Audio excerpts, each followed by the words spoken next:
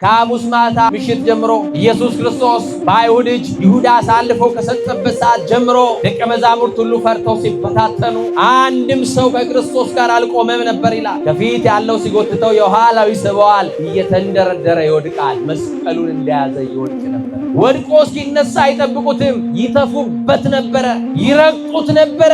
አማኑኤል ሆይ ለኔ ብለህ ደማ በሉት፣ ለኔ ብለህ ቆሰልክ በሉት፣ ለኔ ብለህ ተገረፍክ በሉት፣ ለኔ ብለህ አናትን በመቃ በዘንግ ተመታ ብላችሁ አልቅሱ። ማን ነበረ? ከዮሐንስ በቀር ማን ነበር? አንድያ ልጇ ክርስቶስ ልጄ ብላ አንድ ልጇ ነውና እናት አንጀቷ አይችልምና ልጄ አበባዬ ብላ አብራ ስትወድቅ ድንግል ማርያምን ይገፈትሯል።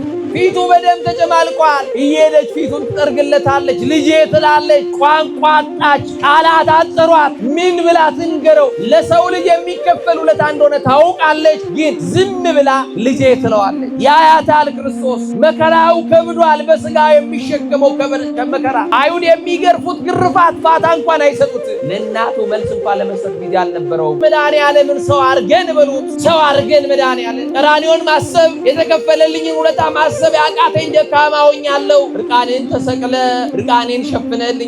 ይሄን ማሰብ አልቻልኩም። መድኃኔዓለም ዓለም በዘፈኗ ልትወስደኝ ነው። ዓለም በዝሙቷ እያባበለችኝ ነው። ዓለም በፍትወቷ አጥልቃ ወስዳኛለች። ዓለም ውስጥ ገብቻለሁ። እኔ አንተ ልጅ ጠፍቻለሁ። በደምህ ጠበኝ፣ እንደገና አቁመኝ። ያንተ ልጅ ልባል የማንም አልሆንም መድኃኔዓለም ብላችሁ ጠይቁት። ኃይለኛ ይመጣና ይረግጠዋል። በወደቀበት ደግሞ ሲያነሱት ደግሞ መልሰው ይገርፉታል። ደግሞ የዕውሩን ዓይን በጭቃ ቀብቶ የፈወሰውን ጌታ ፊቱን በጨርቅ አሰሩና መኑ ጸፋይ ከክርስቶስ ተነበይለ። ማን ነው በጥፊ የመታ? እስቲ ትንቢት ተናገር አንተ የእግዚአብሔር ልጅ ከሆንክ እስቲ እያሉ እያፌዙበት በጥፊ ይመቱት ነበር። ራሱን በዘንግ ይቀጠቅጡት ነበረ። የጎን አጥንቱ እስኪታይ ድረስ ነበር የተገረፈ። ከአዳም ጎን አጥንት አንዲቷን አንስቶ ሔዋንን የፈጠረው እግዚአብሔር ጎድኑ እስኪታይ ተገረፈ። ይታያቸዋል ግርፋቱ፣ ይሰማቸዋል ሕመሙ፣ ይሰማቸዋል ያ ስቃይ ያ ሰቆቃ። አይሰማንም ወገኖቼ። በሞቱ በኩል እኛ ክርስቶስን መምሰል አንፈልግም። የለበሰው ልብስ በደም ርሶ ነበረ። መልኩን ለማየት ሀገርና ከተማ ለቀው ክርስቶስን ይከተሉ የነበሩ ሰዎች በዕለተ ዓርብ ሲያዩት ግን ያ መልክ በደም ተለውሷል። ያ ዳሰውት የተፈወሱበት ቀሚስ በደም ተጨማልቆ ነበረ። ለአንተ የተከፈለ ዋጋ ነው። ለአንቺ የተከፈለ ዋጋ ነው። መሽቶ ሲነጋ የሚታየኝ የስጋ ጥያቄ ነው። ስለ መኖር ስላለመኖር ነው። ስለ እንጀራ ጉዳይ ነው። ሐሳቤ ምድራዊ ነው፣ ጊዜያዊ ነው፣ ዘላለማዊ አይደለም። ጌታ ሆይ አንተን እንዳስብ ቀራንዮ እንድገኝ እርዳኝ ብላችሁ ይሄንን ጥያቄ ልትጠይቁም ልትጸልዩ ይገባችኋል ወገኖች። እንግዲህ የተወደዳችሁ የልዑል እግዚአብሔር ቤተሰቦች አሁን ያለንበት ሳምንት ሰሙነ ሕማማት ስለሆነ በዚህ ሰዓት ዓይናችንም አፋችንም ሕሊናችንም ሕዋሳቶቻችን ሁሉ ቀራንዮን የምናስብበት፣ ሞቱን የምንዘክርበት፣ መከራውን የምናስታውስበት ሰዓት ላይ ነው ያለነው።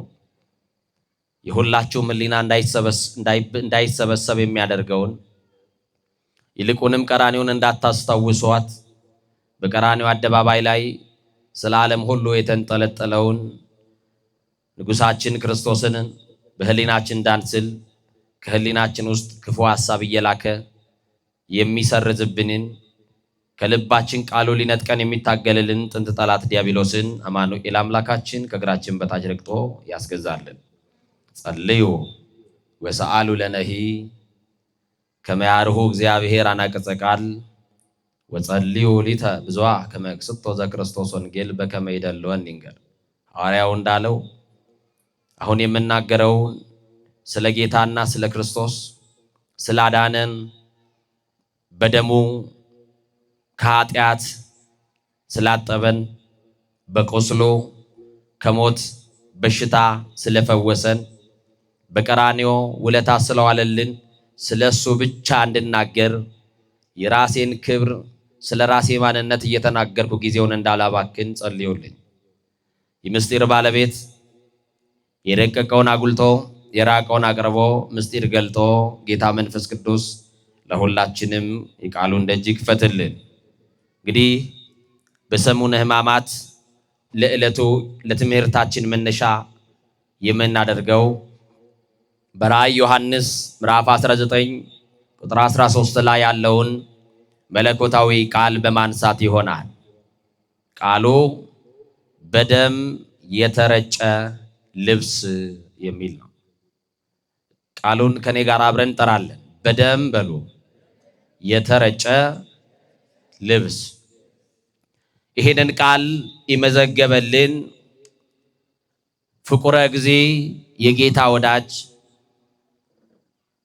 ታኦሎጎስ ነባቤ መለኮት የምስጢር ደቀ መዝሙር ጌታ ኢየሱስ ክርስቶስን በመልክም ጭምር ይመስለው የነበረው ኢየሱስ ክርስቶስን እጅግ አብልጦ የወደው የነበረ ታላቁ የፍቅር ሐዋርያ ንስር ሰራሪ አበልሳናት ቅዱስ ዮሐንስ ወንጌላዊ የመዘገበልን ቃል ነው። በራእይ ዮሐንስ ምዕራፍ 19 ላይ የናዝሬቱ ተስፋ የማርያም ልጅ ክርስቶስን በሰማይ ሆኖ ተመልክቶታል።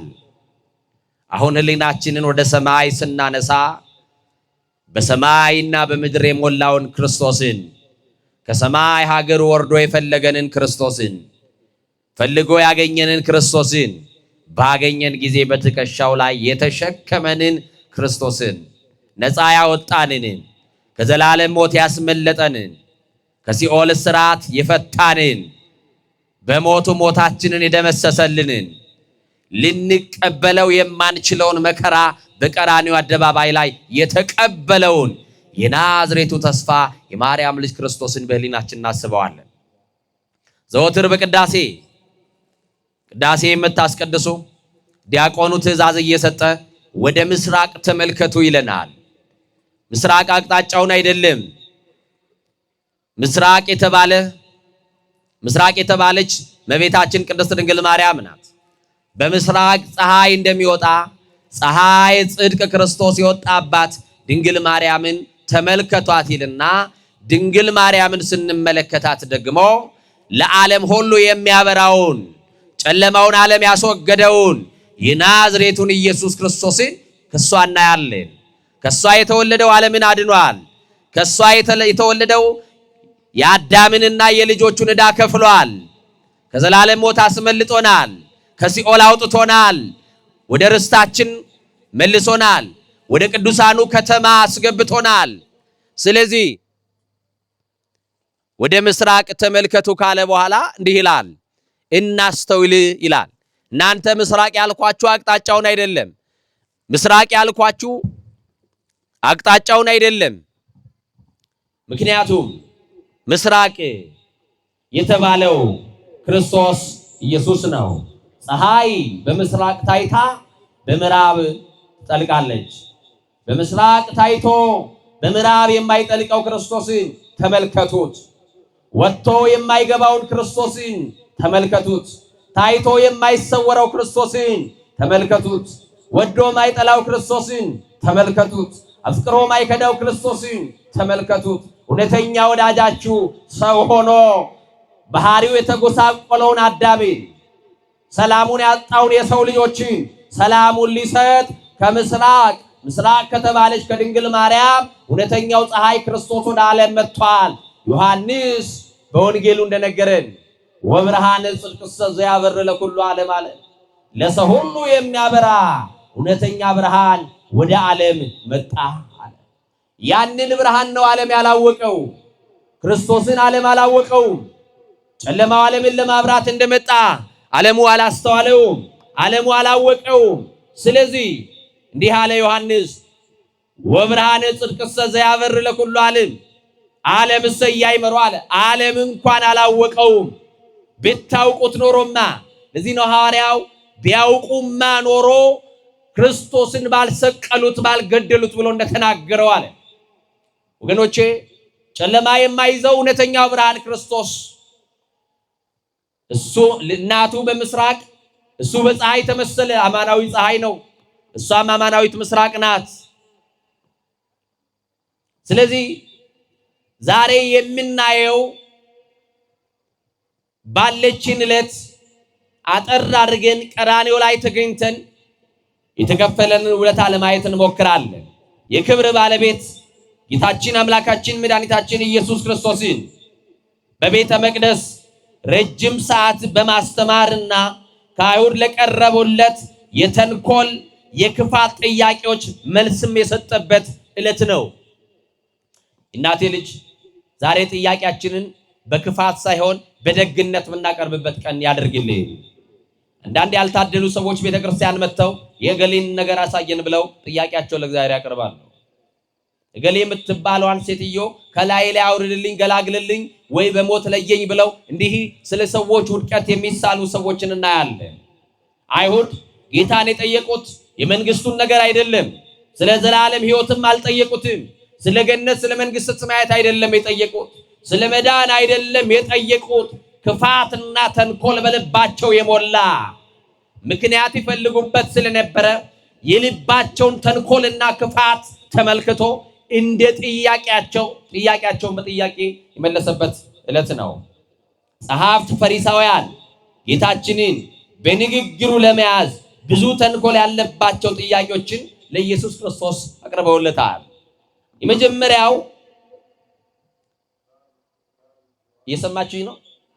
ግብር ለማን መክፈል ይገባል ብለው መንግስታዊ የሆነ ጥያቄም ጠይቀውታል። የልባቸውን ተንኮል ያውቃል። ከቤተ መንግስት ሰዎች ጋር ሊያጣሉ እንደፈለጉ ያውቃል። ምክንያቱም ግብር ለመንግስት መክፈል አይገባም ብሏል ብሎ በዘመኑ ከነበረው ከቄሳር ጋር ሌላ ጸብና ክርስቶስ የሚያዝበትን ሌላ የክስ ፋይል ለመክፈት ነው። እንዳልኳችሁ የህግ ሰዎች ናቸው። ያጠኑት ህግ ነው። በእኛ ቋንቋ ሎየሮች ናቸው። የሚያውቁት ወንጀለኛ መቅጫ ነው። ስለ ምህረት አያውቁም። ቀኑን ሙሉ የሚያወሩት እንዲህ ላለ ወንጀል እንዲህ ያለ ቅጣት ነው እንጂ የሚሉት ስለ ምህረት አያውቁም። የሰማችሁኝ ነው? እነሱ አቡሃ ለሐሰት፣ እሱ ደግሞ አቡሃ ለምህረት። የምህረት አባቷ ነው። እስቲ ክርስቶስ በሉ። የምህረት አባቷ ነው። የምን አባቷ? የምህረት።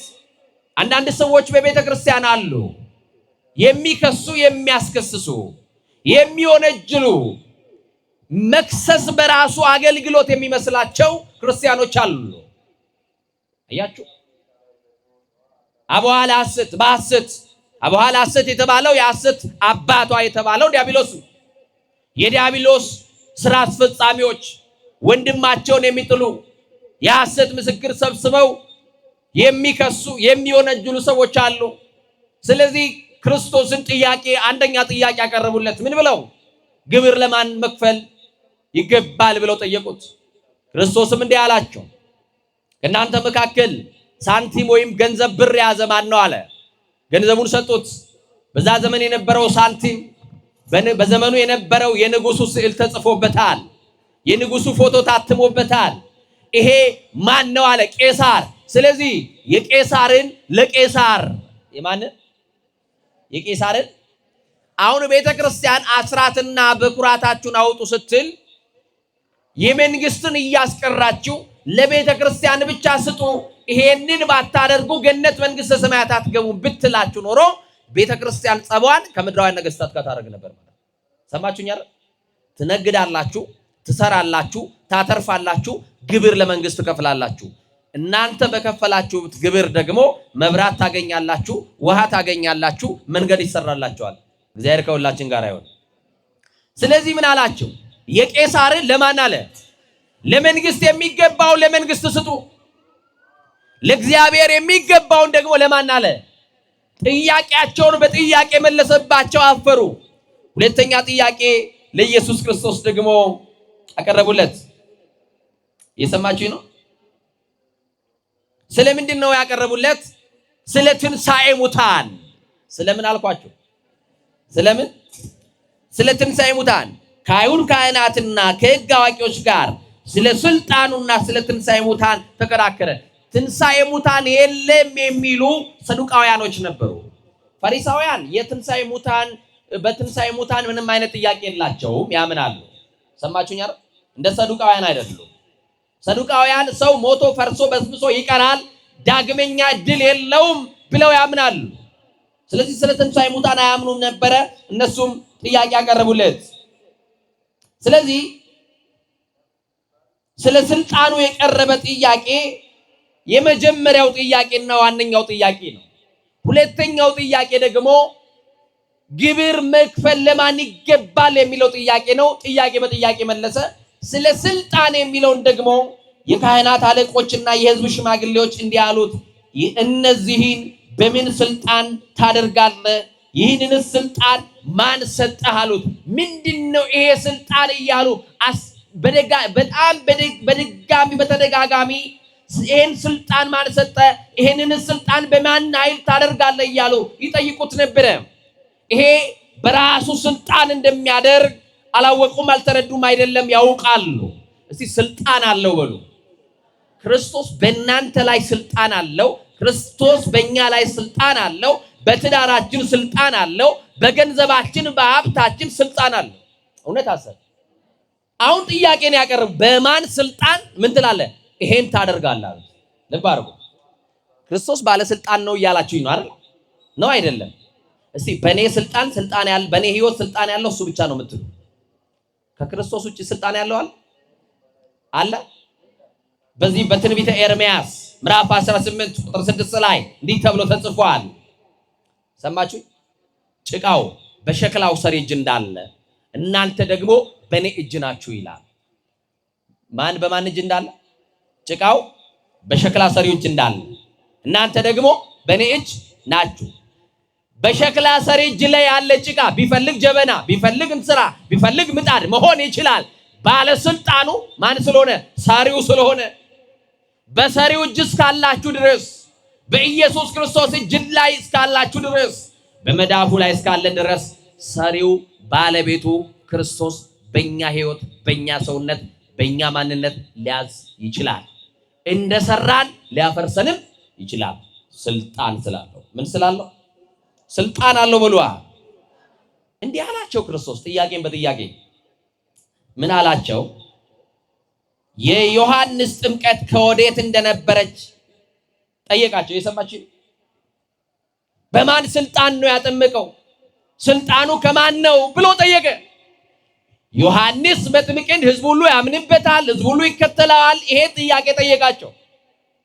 ዮሐንስ የላከው አንተ ነህ፣ እሱ የጫማውን ጠፍር እንኳን ልፈታው የማይገባኝ ብሎ እነዛ ጸሐፍት ፈሪሳውያን በተሰበሰቡበት ከኔ በኋላ ይመጣል፣ እኔ በውሃ እሱ በእሳት ብሎ መስክሮለታል።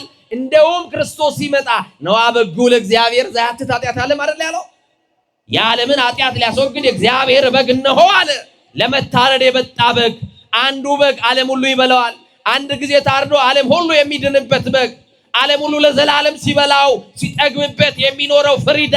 ለመታረድ የመጣው በግ እሱ ነው። የጫማውን ጠፍር እንኳን ልፈታ የማይገባኝ አለ። የማቴዎስ ወንጌል ምዕራፍ 24 ቁጥር 23 ላይ ጥያቄውን ተጠየቀ። እንዲህ ያሉ ተጨነቁ በጥያቄው። አንተ ነህ ብለው እንዳይሉት ሊሸነፉ ነው። አይ ዮሐንስ በራሱ ነው እንዳይሉ ህዝቡ ደግሞ ያምንበታል። ህዝብ ሊነሳባቸው ነው።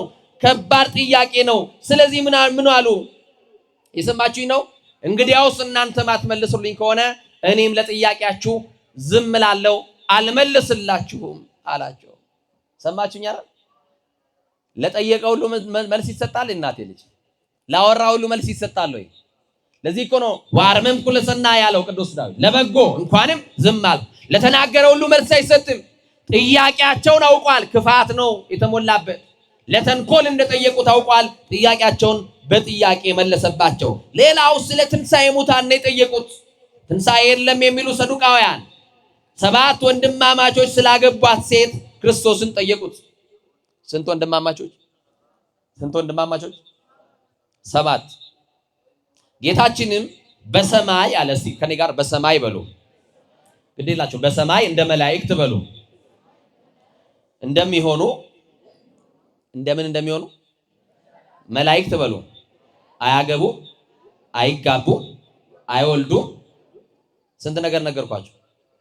መላእክት ያገባሉ፣ መላእክት ይዋለዳሉ፣ መላእክት ልጆች አሏቸው፣ ይራባሉ፣ ይባዛሉ። አንድ ጊዜ የተፈጠሩ መላእክት ናቸው አይደል? ዓለምን የከደሉት አሁንም ያሉት። ስለዚህ ምን ማለት ነው? ከሞት በኋላ ባለው ቀጣይ ህይወት መጋባት፣ መውለድ፣ መዋለድ የለም እያለ የነገራቸው። ይሄ ምን ማለት ነው? ከሞት በኋላ ምን አለ እያላቸው ነው? ህይወት በሉኛ እስቲ ከሞት በኋላ ህይወት አለ ምትሉ አያችሁ እስቲ አውርዱ ያላወቁ ሰዎች እንዲህ ይላሉ በቃ ሰው ከቤተሰባቸው አንድ ሰው በሞት ሲነጠላቸው በር ዘግቶ እግዚአብሔርን ያኮርፋሉ አንዳንድ ሰዎች እስኪወጣላቸው ድረስ ጨጓራቸው እስኪላጥ ድረስ እግዚአብሔርን ያኮርፉታል ካልጠፋ ሰው ገሊን ተወስድብኛለህ አይኔ እኮ ነበር አይኔ ነበረች እኮ ምርኩዜ ነበረች እኮ ብሎ ከእግዚአብሔር ጋር የሚቋረፍ ሰው አለ መቼም እኛ ማንገባበት ቤት የለም ታውቁታላችሁ ይሄው ምህል አልበላ ብላ ሳምንት ሆኗታል የኔ እናት ቀጥ አንድ ሳምንት ጨምሪ ክንፍል ታውጪ ትቻለች ጸሎት ከጨመርሽ ይሄ ነው መልሱ አባት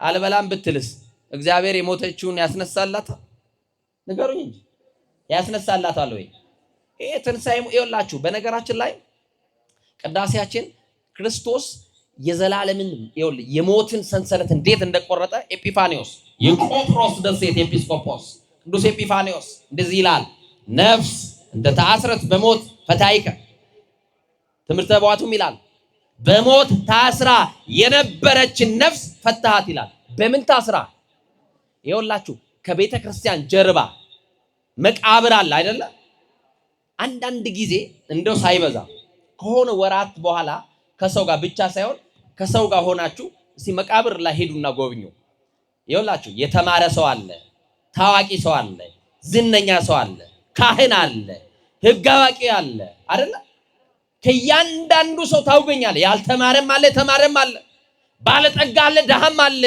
ሁሉ የሞት ድንጋይ ተጭኖታል አይደለ ምን እየጠበቁ ነው ቆይ እነዚህ ይብላችሁ ከጠየቃችሁ ትንሳያቸውን ምናቸውን የከመርንባቸውን ድንጋይ መላእክት አይፈነቅሉላቸውም በአንድ አዋጅ በስንት አዋጅ ክርስቶስ ዳግመኛ ሲመጣ እንደው ዳግመኛ ስለመምጣቱን በዚህ ቀን አስተምሯቸው ነበር አይደል ዳግም ስለመምጣት ዓለምን ስለማሳለፍ ይሄን ነግሯቸው ስለዚህ ክርስቶስ ድጋሚ ዓለምን ለማሳለፍ በሚመጣ ሰዓት ሙታን እንደ አይን ጥቅሻ ይነሳሉ ኤጲፋኒዮስ እንደነገረ ሎቱ ይትራሃው አናገጸ ሞት እምግርማው ከግርማው የተነሳ ይላል እስቲ ከግርማው የተነሳ ብሎ መቼም አንበሳ ሲያገሳ ታውቃላችሁ ግርማው ያስፈራል አይደለ ጅብ ሲጮ በጣም በርቀት ሲጮ ጩኸቱ እዚህ ያለ ይመስላል ክርስቶስ በቃሉ ብቻ ሙታንን ያስነሳል ይሄ ማለት ምን ማለት ነው የሞትን ማሰሪያዋን ይቆርጣል አልዓዛርን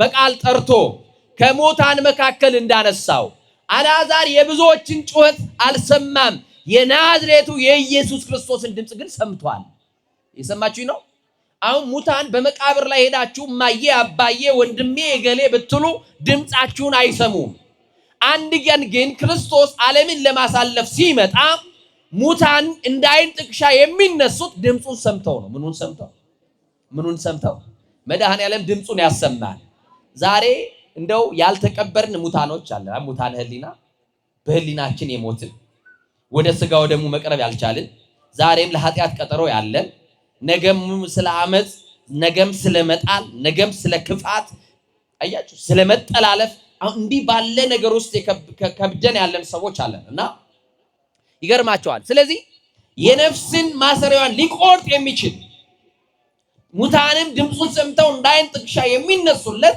ጌታችን መድኃኒታችን ኢየሱስ ክርስቶስ ነው ስለዚህ በዚህን ዕለት ስለዚህ ብቻ ሳይሆን ስለ ዓለም ፍጻሜና ስለ ዳግም መምጣት ስለ ምጽአቱ ነገራቸው ደቀ መዛሙርቱ ስለ ዓለም ፍጻሜ ስለ መቅደሱ መፍረስ በጠየቁት ጊዜ ጌታችን በደብረ ዘይት ተቀምጦ ሰፊ ትምህርት ሰጥቷቸዋል በነገራችን ላይ የትምህርት ቀንም ትባላለች የጥያቄ ቀን ብቻ ሳይሆን የምን ቀን ከጠዋት እስከ ማታ ነው በጣም ሰፊ የሆነ ርዕሰ ጉዳይ ላይ ክርስቶስ በቤተ መቅደስ አስተምሯል በዚህን ዕለት ማስተማር ብቻ ሳይሆን አንድ ታላቅ ተአምርም ሰርቷል ይሄንን ከተነሳንበት የትምህርት ርዕስ ጋር አያይዘን እናይና ትምህርታችን እንጠቀልላለን የትምህርታችን ርዕስ እናንተ እንድታስተውሱት ያክል ነው በደም የተረጨ በነገሩ ጎሽ እስቲ በሉ ሙሉን በሉኝ እስቲ በምን የተረጨ ልብስ በደም የተረጨ ልብስ በዚህ በቅዱስ ማርቆስ ወንጌል ምዕራፍ 5 ቁጥር 25 ጀምራችሁ ስታነቡ የአንድ ሴት ታሪክ እናገኛለን ይህች ሴት ታሪኳን እናንተ ታውቃላችሁ በብዙ መምህራን ተምራችኋል አውቃለሁ ይህችን ሴት ዛሬ ከ12 ዓመት ህመም የገላገለበት ቀን ነው። መድኃኔዓለም እናንተንም ከህመም ይገላግላችሁ።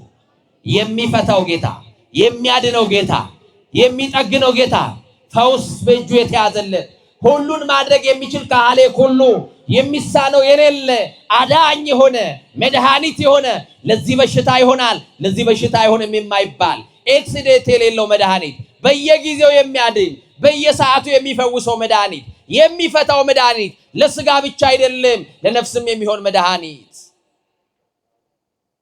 ድራግ ስቶር ሄዳችሁ ከእጽዋት ውጤት የተቀመሙት መድኃኒት ቀዝቃዛ ቦታ ቢቀመጡ ችግር አላቸው።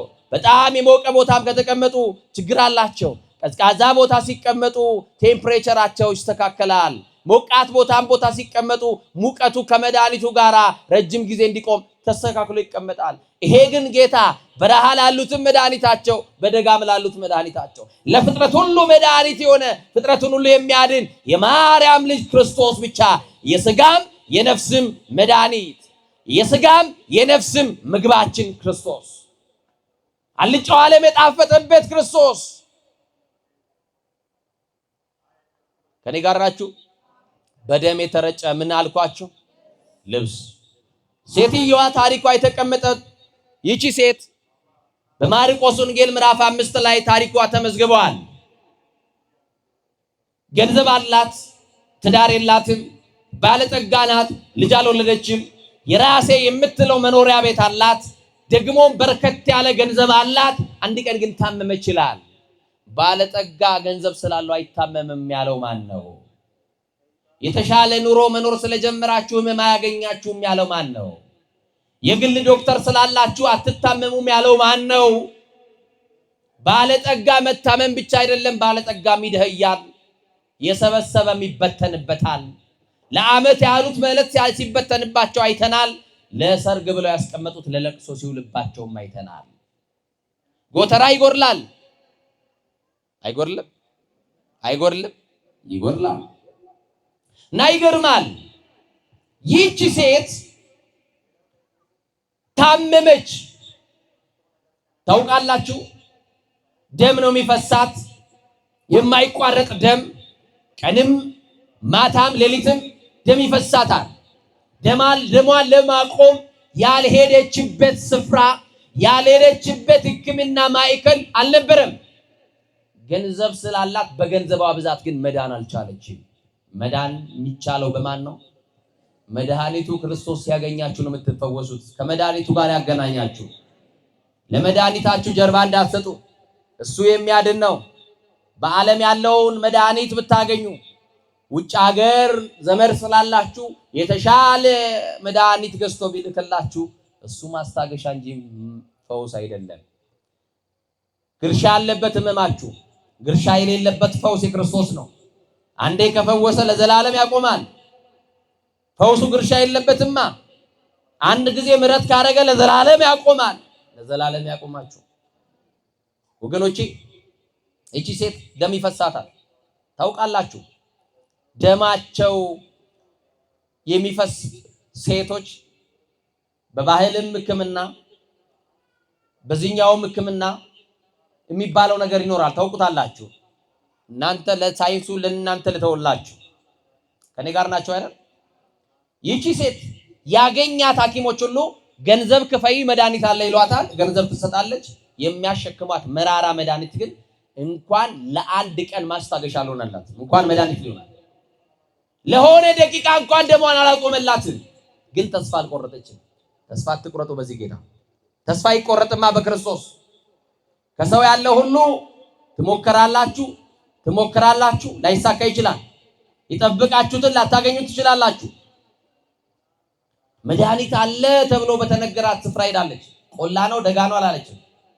መንገዱ ሩቅ ነው አላለችም። በእግሯ እየተጓዘች ቀን ከሌሊት እያደረች ባለ መድኃኒቶችን ዞራ አግኝታለች። ያገኘቻቸው ስርማሾች፣ ያገኘቻቸው ቅጠል በጣሾች፣ አስማተኛው ያልቀራት ሞራ ገላጭ፣ ጠንቋይ ያልቀራት ድቤ ደብዳቢ። ታውቃላችሁ በእኛ ዘመን ሲጨንቃችሁ የት እንደምትሄዱ። ሲጨንቅሽ ማርያም ጋር አይደለም ሲብስብሽ እንጂ። ሲጨንቅ ስላሴ ጋር አትመጣም፣ እርግጠኛ ነኝ። እናንተ መቼም ትንሽ ዕውቀት ታውቁታላችሁ። ትንሽ ፊደል መቁጠራችን ይሄ በሽታ እንዲህ ሊሆን ይችላል ብለን ምን ሄደባቸው ቦታዎች አሉ። ሳይሆን ሲቀር ደግሞ የምናማክራቸው ሰዎች አሉ። የተዘጋው መክፈት የሚችለው ማን ነው? በለው ቅጠል አይደለም የሚከፍተው። ማን ነው የሚከፍተው? ራሱ አስማተኛ የዘጋውን ራሱ ኢየሱስ ነው የሚከፍተው። ማን ነው የሚከፍተው? ዛሬ ኢየሱስ በሉ በማርያም እንደው ሰውዳችሁ ኢየሱስ በሉ። የሚከፍት የሚዘጋ ተብሎ የተጻፈለት እሱ ነው። አያችሁ፣ መክፈትም መዝጋትም የሚችል ሰው የለም። ያንተን ጉሮሮ የከፈተው ማን ነው? መዝጋትስ የሚችለው ማን ነው? መዝጋት የሚችለው ማን ነው? የከፈተው ነው መዝጋት የሚችለው አይደል? በጣም ያሳፍራል። ስላሴን መለመን ትቶ ሰውን መታመን ጀምሯል። ይሄውና ቤተክርስቲያን ምናት ስንዱናት ቤተክርስቲያን ይሄው የአባቶች ጸሎት ምን ያሳጣችኋል? ሱባኤ ብትገቡ እናንተስ ምን ታጣላችሁ? ተንበርክካችሁ ብትለምኗት ድንግል ማርያምን ታሳጣችሁና አስማተኛ ፍለጋ፣ ጠንቋይ ፍለጋ፣ ሟርተኛ ፍለጋ እንዲህ ተብሎ ተጽፏል በኤርምያስ መጽሐፍ፣ በኢሳይያስ መጽሐፍ ሟርተኞችን አሳብዳለሁ ይላል። ምን እላለሁ? አሳብዳለሁ ይላል። ጠንቋዩ ብቻ አይደለም ያስጠነቆለውም አይቀርለት። ንስሐ ግቡ። ስላሴን ክዳችሁታል። ማይምር ህዋት ክርስቶስ ነግራችሁት አይደለም። ዝምታን የሚሰማው ክርስቶስ እያለ ነግሮ ወደሚሰማው ጋር መሄድ ጅልነት ነው። እግዚአብሔር ከሁላችን ጋር ይሁን። ይህች ሴት ያልሄደችበት ስፍራ ያልሄዋለችበት ቦታ አልነበረም። ቆላ ደጋ ወጣለች፣ መድኃኒት አላገኘችም። እንዲህ ይላል መጽሐፉ፣ ገንዘቧን ለባለ መድኃኒተኞች ሰጥታ ጨረሰች ይላል። ገንዘብ ሲያልቅ ወዳጆችም ያልቃሉ። ገንዘብ ሲያልቅ እናትህ ካጠገብ ዞር ትላለች፣ አባትህም ዞር ይላል። እናንተ በቤተሰብ መካከል እኮ የምትኖሩ እናትህም አባትህም ደስ የሚላቸው የሆነ ቀን በፔስታል ሙዝም ቢሆን ይዘህ ስትገባ ነው ወደ ቤት። የሆነች ነገር በእጅ አንጠልጥለህ ስትገባ እኮ ነው። የሌለው ማን ይፈልጋል? ባዶ እጅ እኮ የሚወደው እግዚአብሔር ብቻ ነው። ባዶነታችን የማይጠላው እሱ ብቻ ነው። እና ይቺ ሴት ገንዘቧ ሁሉ አለቀ፣ እጇ ላይ ያለው ሁሉ ተበተነ፣ ባዶዋን ቀረች ይላል። ምኗን ቀረች? ባዶዋን ቀረች። ባዶ እያለን የወደደን የምንወደድበት ሳይኖር የወደደን የምንፈቀርበት ሳይኖር ያፈቀረን መድኃኔዓለም ብቻ። ባዶ እጅ ማን ይወዳል? የሌለውን ማን ይወዳል? ልብሱ የቆሸሸበትን ማን ይወዳል? ገንዘብ ያጣውን ማን ይወዳል? ከባለ ጠጋ ጋር ይወዳጃል እንጂ ሰው ከደሃ ጋር ማን ጓደኝነት ይፈልጋል? ማን ነው ከድሆች ጋር እንጀራውን የሚቆርሰው? ይህች ሴት ገንዘብ ነበረ፣ ገንዘቡ አለቀ። ብቸኛ ያላት ሀብት ቤቷ ብቻ ነው። ጤና የላትም። ጤና በሌለው ቤት ውስጥ ትኖራለች። ቤት አተን ጤና በኖረን ጤና አይበልጥም ወገኖች? አይበልጥም? አንዳንድ ሰዎች እንዲህ ይላሉ እኮ መድኃኔዓለም ሆይ ሀብት ነበረ ዘመኔ ሙሉ የጠየቁ ሀብት ሰጥተኸኛል፣ ግን ጤና አጣውኝ፣ በሀብቴ ጤናዬ ሊመለስ አልቻለም፣ ጤናዬ መልስልኝ ከሀብትህን የሚሉ ሰዎች አሉ። ቤተክርስቲያን መጥተው የተሰጣቸውን የሚያስመልሱ ሰዎች አሉ። ውሰድልኝ የሚሉ እና ይቺ ሴት ገንዘቧ ተማጦ ቤቷ ተኝታለች። ዝም ብላችሁ ሳሏት። ገንዘብ አታ፣ መታከሚያ አታ፣ ጠያቂ አታ፣ ዘመድ አታ፣ ማህበረሰቡ አግሉላት። ደግሞ ደም ብቻ እኮ አይደለም ይፈሳል። ደሙ የህመም ስለሆነ ደሙ የበሽታ ስለሆነ ታውቃላችሁ። የበሽታ ደምና ኖርማል የሚፈስ ደም እኩል አይደለም። የበሽታ ደም ስለነበረው ክፉ ሽታ ነበረው። ማንም ሰው አጠገቧ አያቆማትም ነበር። ይቺ ሴት ድንገት እንኳን ተሳስታ በገበያ መካከል እንኳን ብትን ያቺ ሴት ናት ብለው በጠረኗ ይለዩት ነበርና አፍንጫቸውን ይዞባታል። እዛ ከተማ ውስጥ አፍንጫ ያልያዘባት ማንም የለም። ያልተፋባት፣ ያልሰደባት፣ በርቀት አይቶ መንገድ ያልቀየረባት ሰው የለም። ሁሉ ሸሽቷታል። ሁሉ ዘመድ ርቋታል። ብቻዋን እያለች ብቻህን እያለ ሊረዳህ የታመነ ጌታ መድኃኔዓለም ብቸኝነት አያርቀው። ለብቻሽ በር ዘግተሽ ስታለቅሽ የሚደርስልሽ እሱ ብቻ ነው። ማንም አስተዛዛኝ አታገኝም። ማንም እንባ አባሽ አታገኝም ከሱ ውጭ። በሯን ዘግታ ሳላችኋት ይቺ ሴት ኩርምት ብላ እያለቀሰች ሞት ይሻለኛል ብላ ተስፋ ቆርጣ ስለ ሞቷ መለመን በጀመረችበት ሰዓት በበሯ የሚያልፍ መድኃኒት ነበረ ይላል። ይሄ መድኃኒት በህይወታችን ምዕራፍ ይለፍ። እሱ ማለፍ ስትጀምሩ ጤናማዎች ትሆናላችሁ። ክርስቶስ በህይወታችሁ ምዕራፍ በህይወታችሁ በር ላይ እንዲያልፍ ፍቀዱለት። ብዙ ሰዎች የተከተሉት ደቀ መዛሙርቱ የተከተሉት መዳን የሚፈልጉ ፈውስ የፈለጉ በረከት የፈለጉ የሰላም ጥያቄ ያላቸው ክርስቶስን እየተከተሉት በበር ብዙ ሰው እየተንጫጫ ሲያልፍ ምንድነው ዛሬ ያለ ወትሮ ይሄ ሁሉ የሰው ድምጽ የምሰማው ብላ በሯን ከፈተች። በሯን ስትከፍት በበር ላይ ብዙ ሰው ያልፋል። ጠየቀች ምንድነው ስትል የናዝሬቱ ኢየሱስ መድኃኒተ ዓለም እያለፈ እንደሆነ ተነገራት። እስከ ዛሬ ድረስ ሰምተው የማታውቀው መድኃኒት ነው ያለፈው። እስከ ዛሬ ድረስ የምታውቀው መድኃኒት በገንዘብ ነው፣ በነፃ የታደለው መድኃኒት ዋጋ የተከፈለለት አንድ ጊዜ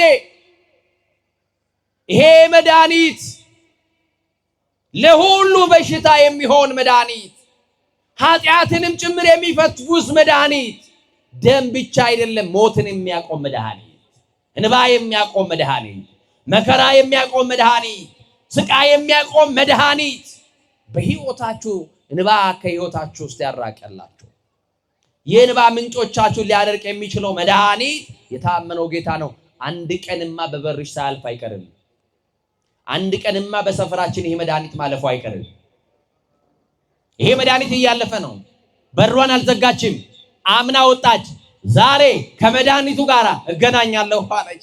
ከመድኃኒቱ ጋር ያገናኘን፣ ከመድኃኒቱ ጋር አገናኛለሁ። አምና ነው ከቤት የወጣችው።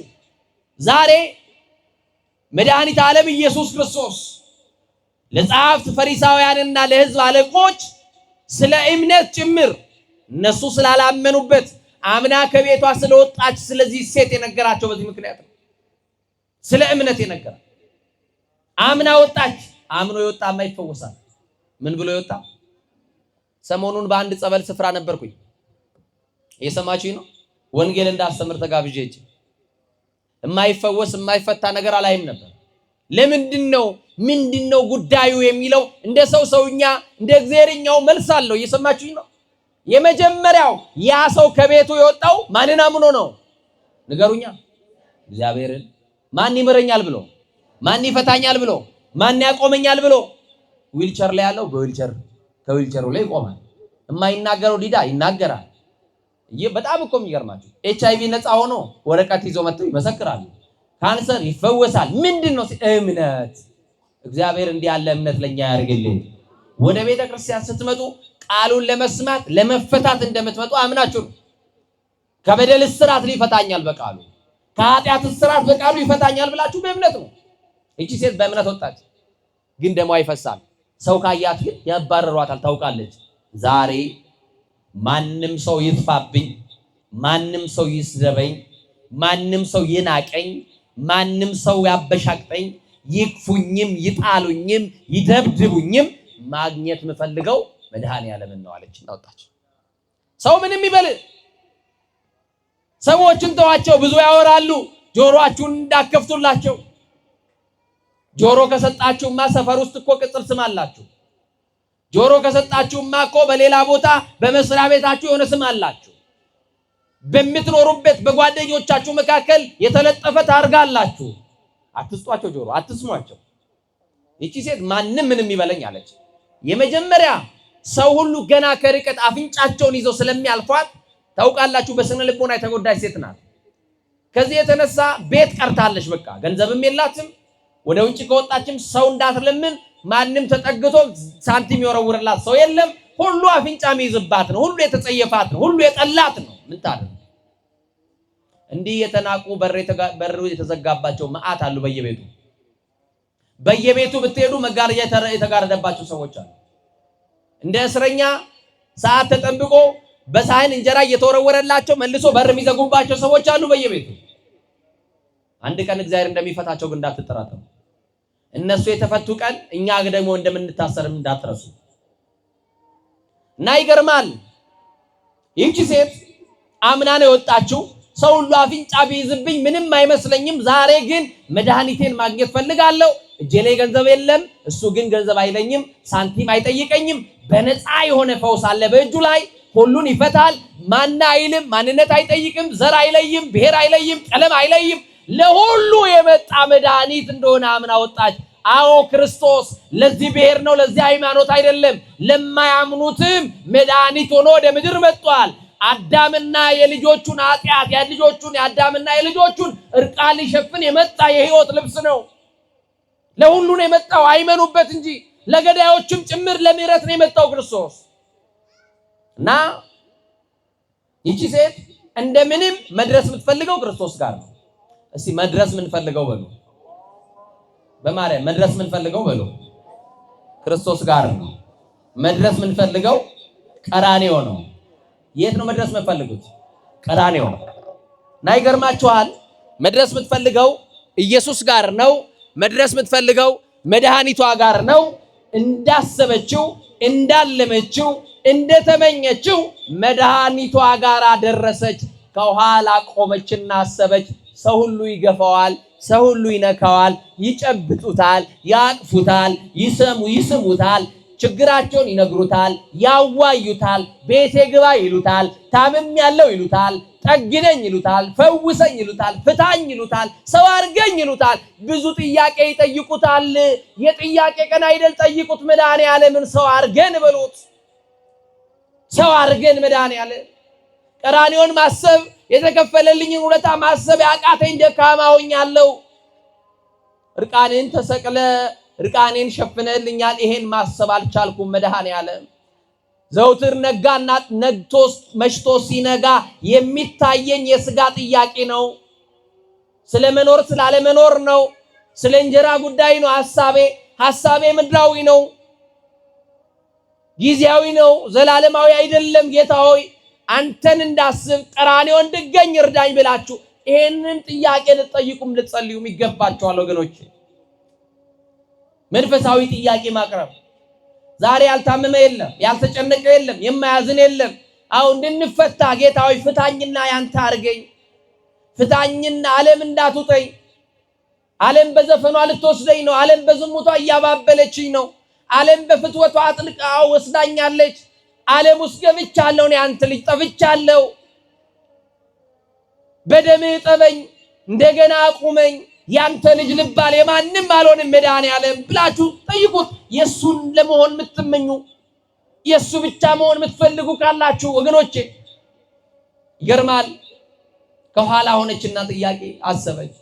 እኔ ስሜ ገሌ ይባላል፣ የመጣሁበት ቦታ እንዲህ ነው፣ ህመሜ ይሄን ያክል ዓመት ቆይቶብኛል፣ ደም ይፈሰኛል፣ መጥፎ ጠረን አለኝ፣ እንዲህ ብዬ ልንገረው ወይንስ ደግሞ ያውቀዋልና ዝም ብዬ ከፊቱ ልቆም ምን ይሻለኛል ብላ አሰበች።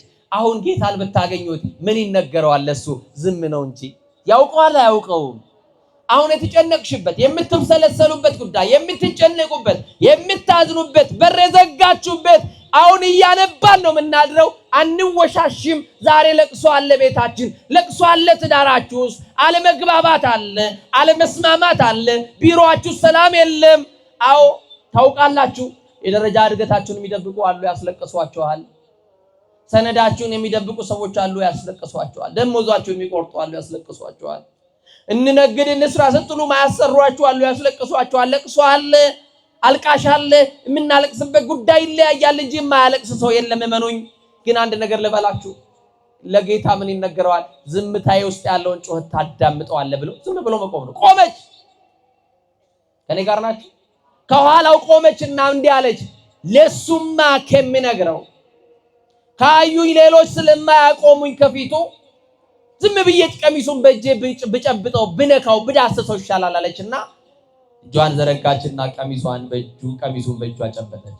የዛን ጊዜ ከኢየሱስ ክርስቶስ ኃይል ወጣ ይላል። ምን ወጣ? እስቲ ኃይል ወጣ በሉ።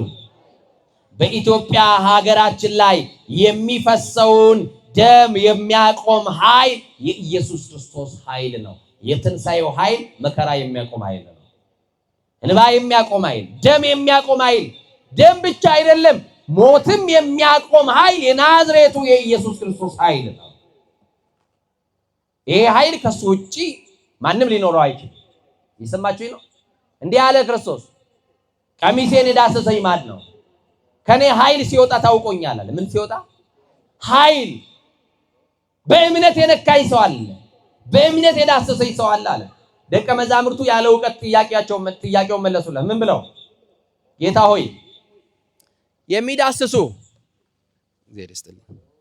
የሚዳስሱ የሚነኩ የሚጨብጡ በጣም ብዙዎች ናቸው። ከኔ ጋር ናቸው። የሚነኩ የሚዳስሱ በጣም ምንድናቸው? ብዙዎች ናቸው። ብዙ ሰው እየገፋ አንድ ሰው ነካኝ እንዴት ትላለህ? ትከሻህን የነካለ እስካሁን አልተናገርክም። መጥቶ ሰላም ያለ አለ ይጨብጣል። ግን ማን ነው ቀሚሴን የነካኝ አልከን አሉት። አይደለም ሳያምነኝ የገፋኝ አለ፣ ያለ እምነት የዳሰሰኝ አለ። በእምነት የነካኝ በዚህ ህዝብ መካከል አንድ ሰው ብቻ ነው። አነካኩ ይለያል። ሲነካኝ በእምነት ነው የነካኝ። ከቤት ሲወጣ በእምነት ነው የወጣው። ስለዚህ ማን ነው የነካኝ የሚለው ጥያቄ አቀረበ። ራሷን ልትሸሽግ አልቻለችም። ምክንያቱም ከኔ ኃይል ሲወጣ ታውቆኛል አለ። ለካስ ያ ኃይል የዛችን ሴት ልብ ሲነካ አልቆም ያለው የ12 ዓመት መከራዋን አቁሞላት ነበር። የ12 ዓመት ደሟን አቁሞላት ነበር። የ12 ዓመት ስቃይ፣ የ12 ዓመት መከራ ቆሟል። ደሟ መቆም ብቻ አይደለም፣ ከሰው መካከል የማያቆማት ክፉ ጠረንን ቆሟል። መዓዛችንን ይለውጠው ይሄ ጌታ፣ ክፉ ሽታችንን ይለውጠው ይሄ ጌታ እና መዓዛዋ ሁሉ ተለውጧል። አሁን በኩራት ሰው ፊት ለፊት መቆም ትችላለች። ከሰው ፊት መቆም የማትችለዋን ከሰው ፊት ያቆማት ክርስቶስ ነው። እናንተንም አንድ ቀን ያቆማቸዋል ከሰው መካከል። ዛሬ በባለጸጎችና በባለስልጣን መካከል እንዳትቆሙ የተባረራችሁ ሰዎች ነገ እናንተ ባለጠጎችም ባለስልጣኖች ሆናችሁ ከሰው መካከል ከሰው ፊት ለፊት ትቆማላችሁ።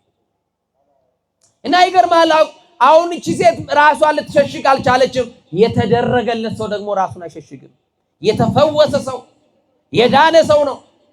ና ድናለች፣ ተፈውሳለች። እንዲህ አለች፣ ጌታ ሆይ ቀሚስን በእጄ በነካው ሰዓት ደሜ ቆሟል አለችው። ምንን በነካው ሰዓት? ምንን በነካው ሰዓት? ቀሚስን። ደሜ ቀጥ ብሎ ቆሟል። አሁን የሚፈሰው ደም ያውም ክፉ የነበረው ጠረን ከሰው መካከል እኮ አያቆመኝም ነበረ። የኔ ጌታ ያዩኝ ሁሉ አፍንጫቸውን ይዙብኝ ነበረ። አንተን ከነካው አንተን ከዳሰስኩ በኋላ አፍንጫቸውን የሚይዙብኝ ሰዎች ሁሉ አጠገባቸው እንድቆም ፈቀዱልኝ። መዓዛዬን ቀየርከው፣ ጠረኔን ቀየርከው፣ ክፉ ሽታዬ በአንተ ተወገደ አለች። የናዝሬቱ ተስፋ የማርያም ልጅ ክርስቶስ የዓለምን ጠረን የሚቀይር ነው። የኢትዮጵያ ላይ ያለውን ያለመግባባትን ጠረን ይቀይርልኝ። የጥላቻን ጠረን የሰማችሁ ነው።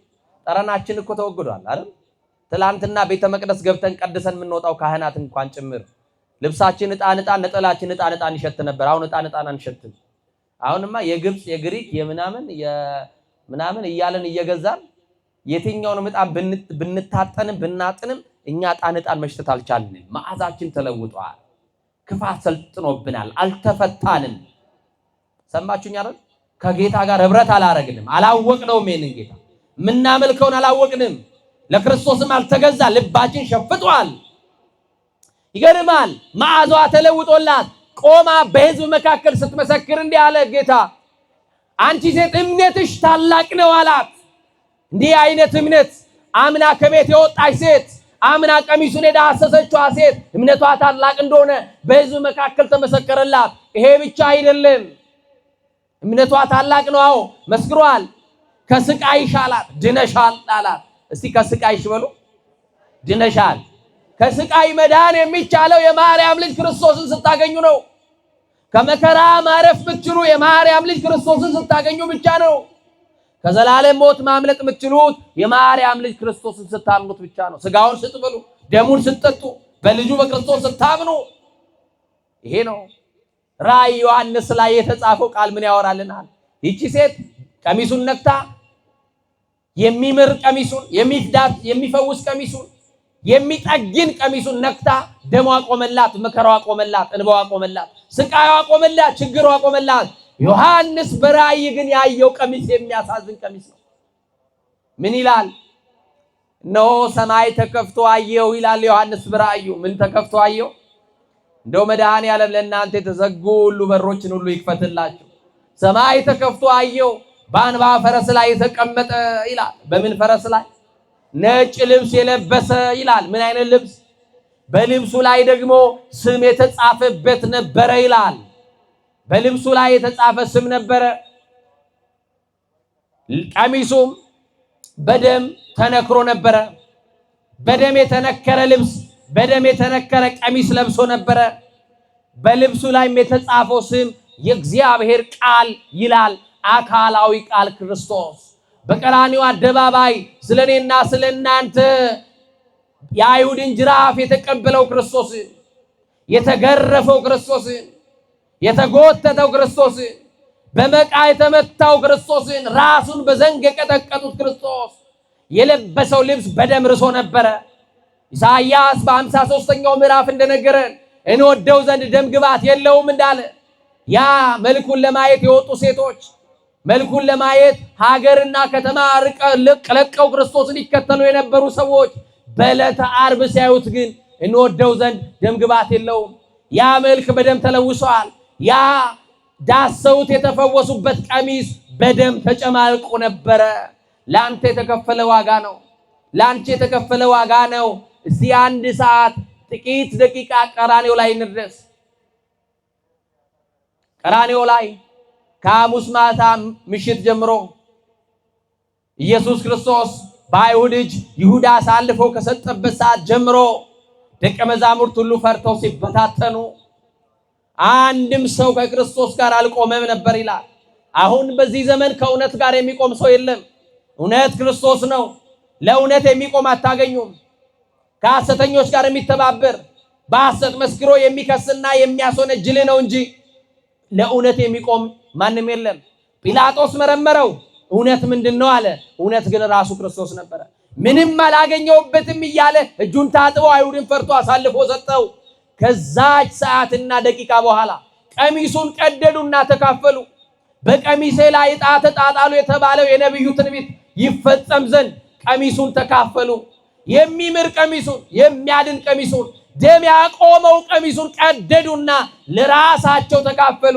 ቀይ ግምጃን አለበሱት ክርስቶስን። ከዛ ሰዓት በኋላ አንድ ኃይለኛ ሊሸከም የማይችለውን እርጥብ የሆነ የሚከብድ መስቀል በትከሻው ላይ አስቀመጡ። መግረፍ የሚችሉ ኃይለኞች ወታደሮች ተመረጡ። የሰማችሁኝ ነው። አንድ ወንጀለኛ ከ40 ያላነሰ ያልበለጠ ግርፋት ነበር የሚገረፈው። ክርስቶስ ግን እንደ ወንጀለኛ እንኳን ሊቀጣ ከሚችለው ግርፋት በላይ እንዲገረፍና እንዲቀጣ ተወሰነበት። መድኃኔዓለምን የዚህ ሰዓት አስቡት። የተገረፈበት ጅራፍ፣ በጅራፉ ላይ የታሰረ ብረት፣ እሾሃማ ብረት አለ።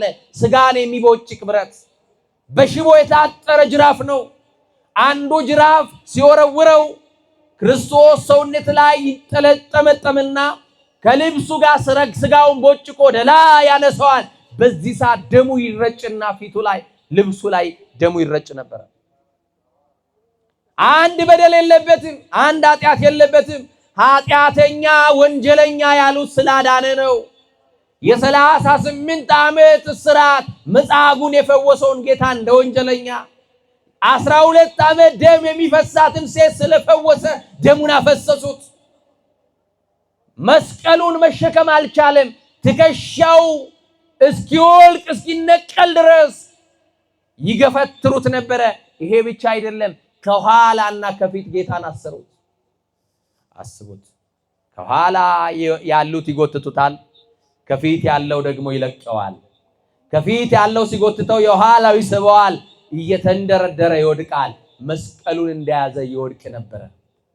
ወድቆ እስኪነሳ አይጠብቁትም፣ ይተፉበት ነበረ፣ ይረግጡት ነበረ፣ በወደቀበት ይመቱት ነበረ።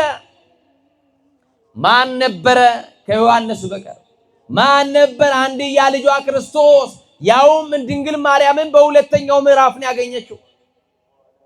በሁለተኛው ምዕራፍ እንደ ወንጀለኛ ልጇን በፈወሰ ባዳነ እንደ ወንጀለኛ መስቀል አሸክመው በብሉይ ኪዳን መስቀል ወንጀለኞች የሚቀጡበት ነበር።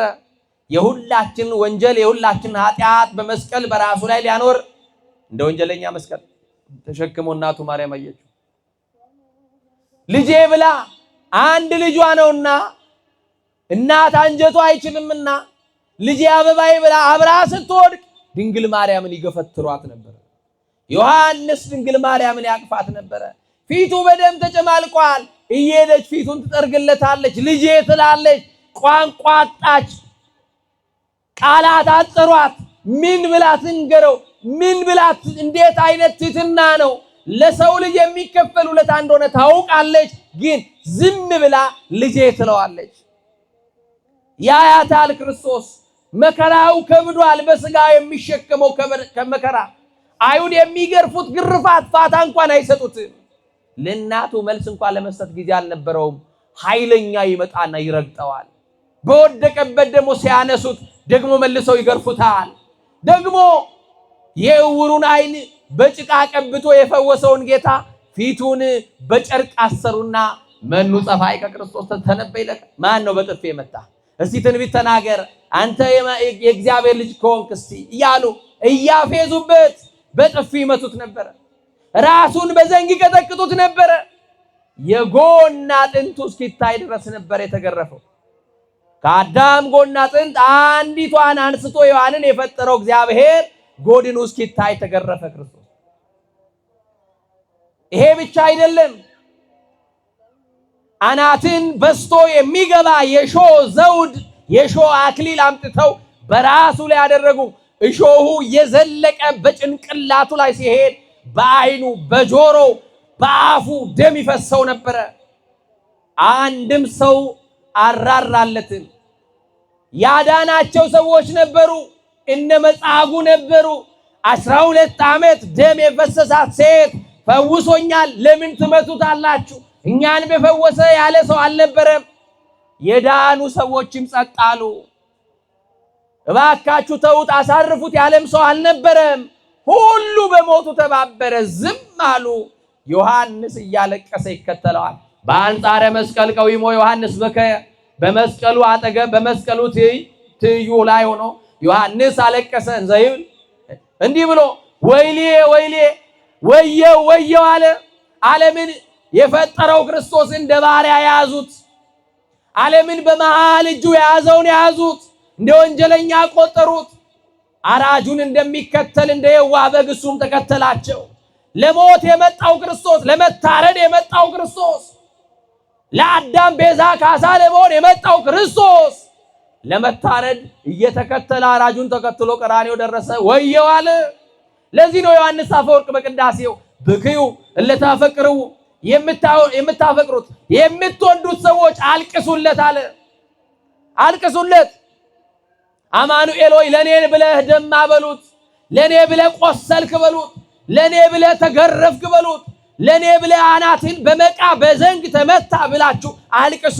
ይታያችኋል ግርፋቱ፣ ይሰማችኋል ህመሙ፣ ይሰማችኋል ያ ስቃይ ያ ሰቆቃ። አይሰማንም ወገኖቼ። በሞቱ በኩል እኛ ክርስቶስን መምሰል አንፈልግም። ይሄንን ሁሉ ዮሐንስ ከድንግል ማርያም ጋር ያይ ነበረ። ቀሚሱ በደም ርሶ ነበረ። ይሄ ዮሐንስ በዓይኑ እያየ ነው።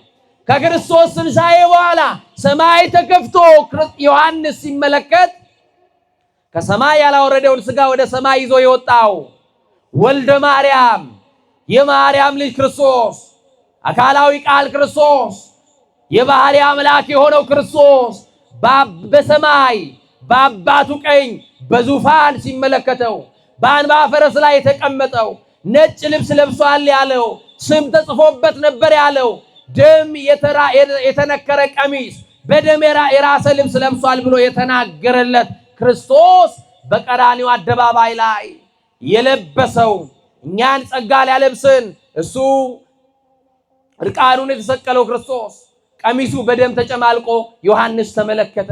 ያንን ውለታ እንድናስብ ነው። መድኃኔ ዓለም ያደረገልትን እንድንተርክ ነው። ለዚህ ነው ቤተክርስቲያን ሁል ጊዜ ዘውትር ቅዳሴ በቀደሰችበት ሰዓት አቤቱ ሞትህን ቅድስት የሆነች ትንሣኤህን እናስባለን ትላለች ቤተክርስቲያን። ሞትን እናስባለን፣ መከራህን እናስባለን፣ ስቃይን እናስባለን። ቤተክርስቲያን ይሄንን ሁሉ ትናገራለች። ስለዚህ ወገኖቼ በዛሬው ዕለት ኢየሱስ ክርስቶስ ያ የለበሳት ያቺ ቀይ ደም በደም የተነከረው ልብስ ስለኔና ስለናንተ የፈሰሰ ደም ነው። እንዲህ ተብሎ ተጽፏል። ከኔ ጋር አበሉ እስቲ። ወደሙ ለኢየሱስ ክርስቶስ ያነጻህንም ኩሉ አጣዊነ። የኢየሱስ ክርስቶስ ደም በሉ ከኔ ጋር። ጨረስኩ ትምህርት። የኢየሱስ ክርስቶስ ደም የማደም ከኃጢአት ሁሉ ያነጻናል። ከምን ሁሉ ያነጻናል? ያ የክርስቶስ ደም ከኃጢአት የሚያነጻው ደም ነው።